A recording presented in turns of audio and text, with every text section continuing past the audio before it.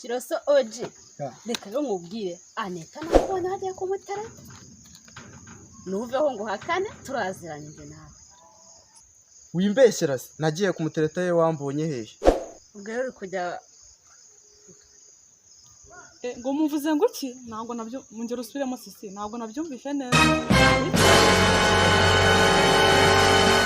navuza Anita ntabwo muzi ntabwo muzi wa musisi atuye ahantu bita Gafunzo nakurangiye neza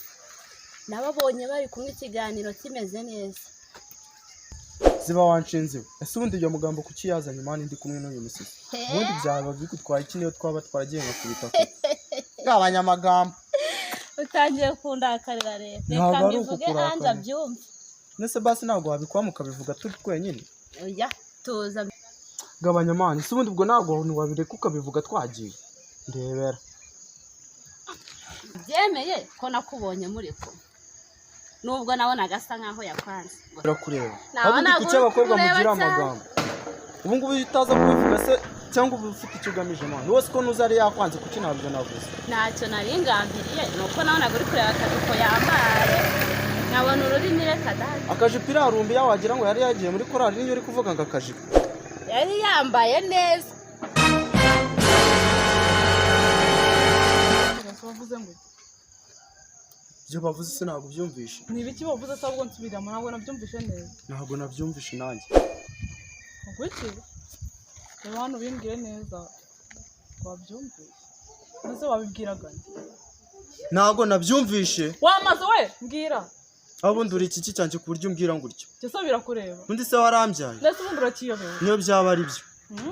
kandi utongera no kunsakuriza uvuga ibigambo byinshi ntaribi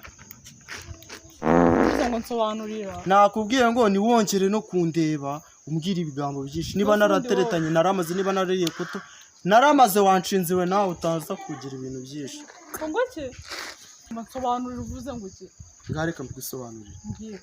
aravuze ngo nariye kuto ariko arabeshya urumva arabeshya se n'igiki cyemeza akabeshya arabeshya ni igiki cyemeza akabeshya nicyo nakubajije uzabaze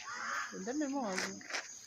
oye nakubwira ni wowe wakabisobanurira none si uri kubimbwira utongera kunkoraho wanshinze uhita mushyiramo akantu sikewe ariko abahungu b'iki gihe mwigize ibyo ushatse no kunkubita se nyuma y'ibyo numvise ahubwo nanakongera wagicucu ubundi se ubundi birakureba wakinuze niba nateretanye namaze kandi si wa nambaruje suri na mama wanjye aho najya hose niho natereta wese naburi kureba urumva wanshinze kazi ariko inshinzi z'abahungu mwigize ibyo nta soni noneho nyuma yo kugutereta mbaye n'inshinzi wipfubuza utangiye gupfubuza abantu bakuru mungana gutya kande kurese ariko kabiteye se usigarane mu biganiro mwabigoryiye mwese atazajya nongera kumvugisha barata mubwire uyu musore namubonye ari kumwe na Aneta